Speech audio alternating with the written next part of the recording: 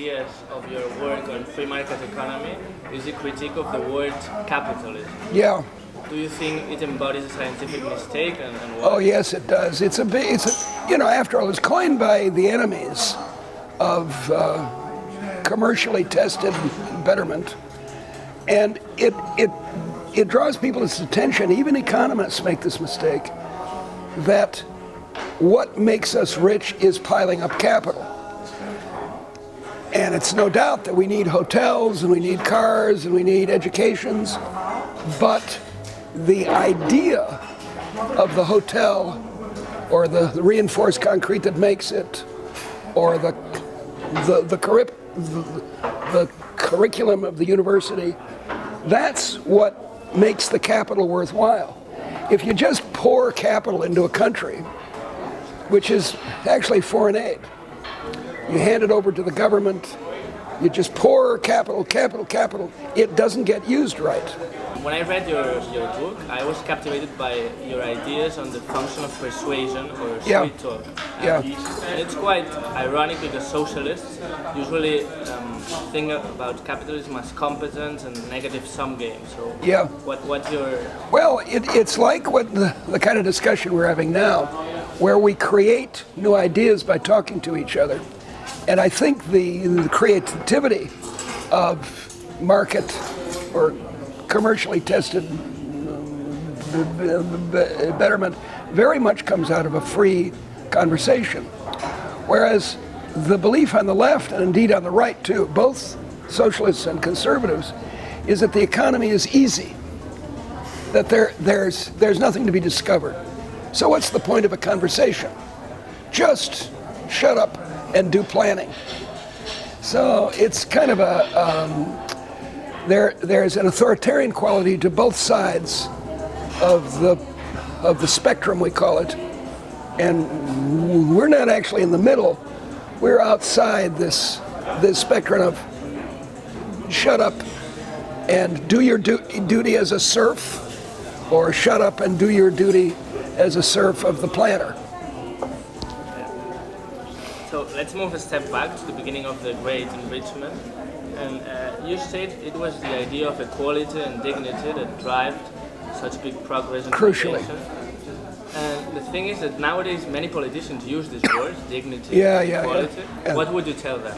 Well, what they mean by dignity is you get lots of free lunches from other people. So the politicians take from you and they give to me. Well, you can say that increases my dignity, but at the cost of you. So what we need is an equality of respect for ordinary people who are the source of the economic growth of our countries. And it's not just accumulating capital, as I said before. It's new ideas. And the thing about liberalism, which is really an invention of the 1700s, it's thought to be crazy before that all people are created equal. Huh? What are you talking about? The advantage of it is that it gave people permission. More and more people. First, poor, white, adult men, then slaves, then women, then gay people, transgendered people, name it. We keep extending who is allowed, as the English say, to have a go. That's a nice idea. So I read your manifesto for a new American liberalism, or a human libertarianism. Yeah, not human, humane is how we say it. Okay, and how can I convince my neighbors that the liberal agenda is the one that actually helps the most the well-list of? Well, they need to learn that, what you can do is point to the disasters. Venezuela, Argentina, Cuba, the Soviet Union, Eastern Europe, North Korea. You can point to the disasters. And for reasons that I don't understand, those examples don't convince them. They say, oh, well, but that was something else. No, it's not. It's the application of orders and this notion that we already know how to do the economy. It's easy. We don't have to have any creativity or imagination in the economy, whereas in fact, every economic event, opening a hairdressing salon, is a creative act. And you're taking your whole being and you're investing in it and taking a chance. It might not work out. I was in a restaurant last night in Barcelona. By 10:30, there were 4 people in the restaurant. It's not going to make it. So it's hard because, and the big problem is that people want security, not freedom. So that's why it's important that young people get involved, because they think they're immortal. They're not afraid of taking chances, whereas their parents are. And their young people are, if they get over the original socialism of a family, they're natural liberals. So you always highlight it's the ideas and not the capital accumulation or the institutional framework that drives progress.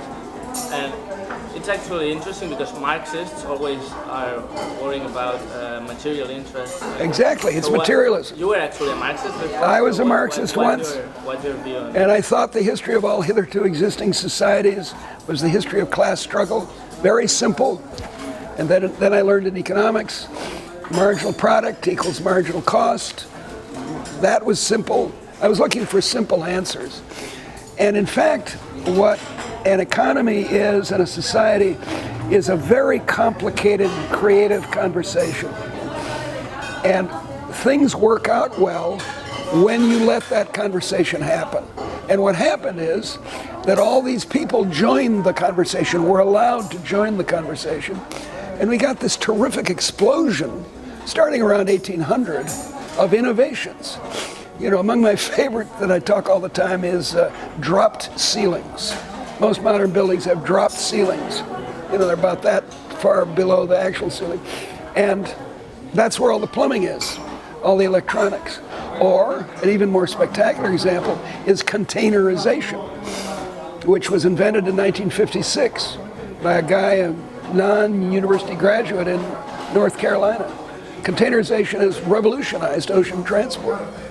So, if you let the heroes of my work are ordinary people, not the intellectuals, I call them the clerisy, not the planners, not the lawyers, not even the economists. It's ordinary people being given a chance. So, the liberal ideas in Catalonia and in Southern Europe are actually not well known. So, no, they're not. As a strong believer in the long-range power of ideas, what would be your advice for us as a think tank? Well, to show that we're not conservatives, that's crucial. Because if we get lumped with the conservatives, then the battle is lost.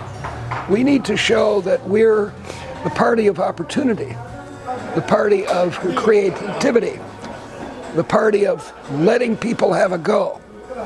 And but then we also have to make sure we don't fall into the Ayn Rand extreme, which I call sort of fatherly libertarianism. What's wrong with you, kid? Go get a job. Come on, stop it. Stop whining. No. I prefer the motherly libertarianism. Oh, he's such a nice boy. Here, have some soup. You know, and I want to hand up to the poor. I want to help them. Problem is that most of the policies that we claim are helping the poor are actually helping the middle class. So it's terrible. And hurting the poor. Okay, so thank you very much. You're very welcome.